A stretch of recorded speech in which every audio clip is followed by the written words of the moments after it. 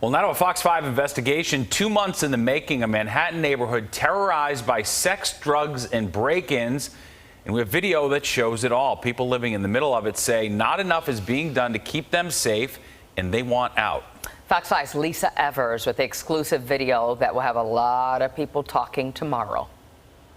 This is 8th Avenue in Chelsea, a neighborhood known for its chic condos, great restaurants, and tolerant community.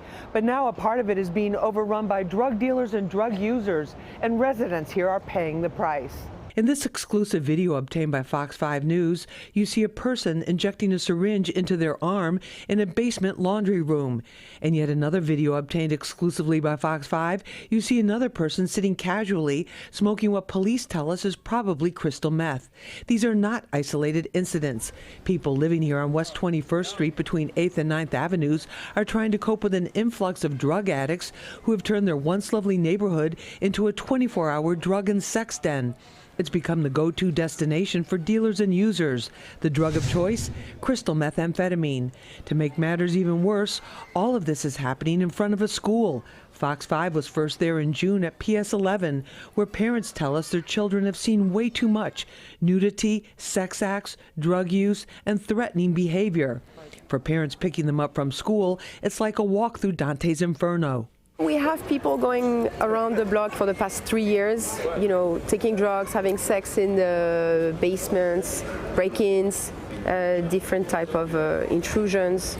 But basically we feel like the area is not safe for our kids. And what's worse is that it's not just at night. During the day you see them sitting over here shooting up, smoking. I find pipes, I find needles in the street. These little kids are playing right here. Residents and police tell us the construction scaffolding on much of West 21st Street and around the corner on 8th Avenue provides a perfect cover for illegal activity. They tell us after buying their heroin, crack, and crystal methamphetamine, users then walk down West 21st Street looking for a place to get high, just like this person appeared to do right in front of our cameras. You've lived here how long? 7 years. Have you ever seen it like this? No, definitely not. This is definitely increased. Pre-pandemic, I never experienced this personally in the way that we are seeing right now, by any means. The drug use is now so rampant and dangerous, police tell us a 38-year-old Brooklyn man was found dead, an apparent drug overdose inside a private video booth at the Rainbow Station sex shop on 8th Avenue between 20th and 21st Streets. It's one of 3 adult businesses on the same block. It's the same location where several weeks later, police arrested 4 men in a brutal beating. In these exclusive surveillance images, you see the illegal drug use. Residents tell us the problem is getting worse despite their efforts to get help and increase security. We've put about $60,000 worth of video intercom, magnetic locks, cameras everywhere. They've broken into a basement multiple times. Vivek Batra says surveillance cameras have proven to be no deterrent.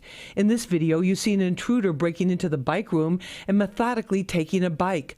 Residents are begging the city and the NYPD to do something. We use the 311 app, which is great. We call the police. The police is very responsive. We had 2 break-ins. They were able to arrest the people within hours.